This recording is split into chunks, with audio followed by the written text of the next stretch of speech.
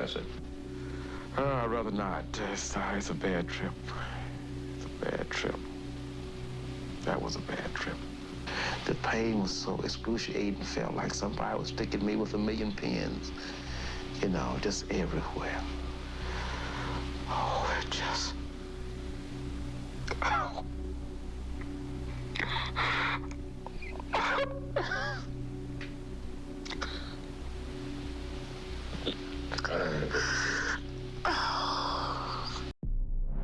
Imagine this.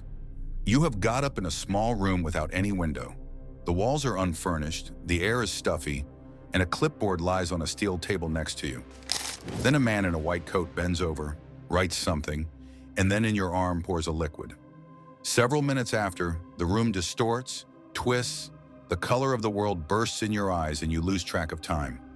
You attempt to recall how you came to this place, but the reality of the matter is that you did not initially come out to be in this place volunteering. Reminds me of the introduction to a psychological thriller, does it? But this isn't fiction. This was history, and a history that the US government at one point in time tried so hard to cover over. Hello to the experiment of CIA mind control, an experiment that you were unaware of. Already in the early 1950s, the Cold War was not only about missiles and spies. It was on mind and propaganda, and a frightening new concept that was going through the headlines: brainwashing. There were claims that soldiers who had been taken in Korea were coming home with distorted allegiances, like the enemy had hacked their brains. The US government panicked. America had to brainwash better. Therefore, in case the Soviets could do it, the CIA had a single objective: to control the human brain. But behind closed doors and coded project names, the CIA undertook a series of experiments. They tried everything. The initial weapon of choice was drugs. LSD was regarded as a possible truth serum, a method of deconstructing the mind and leaving it susceptible to suggestion. Initially, the experiments were conducted in laboratories, and the scientists ensured they were measured. Soon, the scope widened. They administered LSD and other drugs to the soldiers, prisoners, and psychiatric patients, many of whom were not even aware that they were under experimentation. Consider having to visit regularly and wake up days later with no idea of what transpired in the clinic, with your thought processes all tangled up and your identity shattered. But chemicals were not the only item on the plan. Hypnosis was also experimented on lengthy sessions aimed at determining whether a subject could be induced to do something she did not want to do. Would one under hypnosis be able to perform something that they would find unabsorbing otherwise? Is it possible to produce a sleeper agent using the appropriate trigger phrase? The CIA wanted to know. Even sensory deprivation rooms were implemented. The subjects were put into totally black rooms and left there for a few hours or even several days till their minds started to get disillusioned. Food and sleep deprivation, psychological torture, isolation, all of them were on the list. The fact of the matter is that the CIA was not conducting a single experiment. They operated dozens of them, usually on the umbrella of the projects with sinister code names. The MK Ultra is the one that has been whispered about. However, MK Ultra as such was only a branch of a much bigger tree. There were hundreds of sub-projects that were conducted in hospitals, universities, and even military bases. The money was frequently hidden or laundered in phony research trusts, such that even the working scientists were not necessarily aware that they were dealing with the CIA. And what were the results? On paper, progress was slow. Brains are tangled, erratic, and obstinate.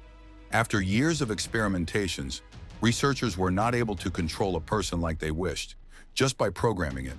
However, it does not imply that lives were not destroyed in the process. Most of the subjects were left permanently psychologically damaged, with memory loss, hallucinations, paranoia, and even personality changes entirely. Others were not able to work, others could not identify family members, and others just vanished out of the society. One tragic case stands out. One of the scientists in the government was unwillingly exposed to LSD during a retreat, and several days later, his mind just fell apart. He went insane and ended up with confusion, and later died under mysterious conditions. It was alleged by the official report that it was suicide, but many believe that there is a close relation between his death and the experiment. He was not the only victim, but his case was a crack in the wall of secrecy, which would eventually be forced open by journalists and congressional investigators. Owing to the fact that no one outside the intelligence community was aware of what was going on, especially in the past decades, files were marked top secret, names were blacked out. The victims could do nothing to associate the sudden breakdowns they underwent with the experiments that they had participated in innocently. It was only in the 1970s, when Watergate had undermined the confidence of the national government, that the veil was actually unveiled. A series of congressional hearings showed the people what had been happening behind the scenes. Secrecy was shattered with declassified records showing that the U.S. government was experimenting on its own citizens, all in the name of national security. The backlash was enormous. There was a call of accountability on the part of the politicians. Reporters audaciously spread the information on front pages. Victims proceeded with the lawsuits with the hope of retribution. The government reacted with denial, damage control, and well-calculated apologies. However, no apology would put back the stolen years, forgotten memories, or broken minds of the people who were treated as experimental subjects. Nonetheless, change was brought by this chapter, as dark as it was. New rules were written.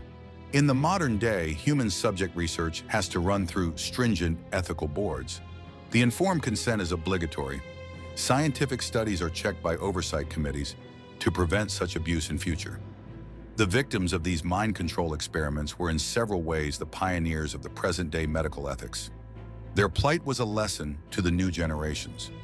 But the chilling question is here: did the lessons stick? Since syringes and sensory deprivation tanks might have long since disappeared in view, new instruments of power have emerged. We are living in the time when whole populations can be pushed, controlled, and even radicalized, not through drugs or hypnosis, but through algorithms, social media, and inexhaustible streams of specific content. At that time, the CIA had a dream of being in control of a single mind at a time. Nowadays, millions of people can be guided by governments, corporations, and unidentified actors with a code. That is why this story is relevant like never before. History repeats itself, not in the identical way, but in new forms. It is not a question of whether a government can control the human mind anymore. The question is, are we attentive to how it already does? Therefore, the next time you scroll through your feed and notice that some of the ads or posts are made specifically to you, then the experiments that took place in locked rooms decades ago. The instruments might have evolved, yet the need to exercise power over the human mind, that's eternal. And else, we should not be on our guard. There might be a repetition of what we learned, and the past may turn into the present. Since ultimately, the mind is not a battlefield, it's not a weapon, and it must by no means be like one.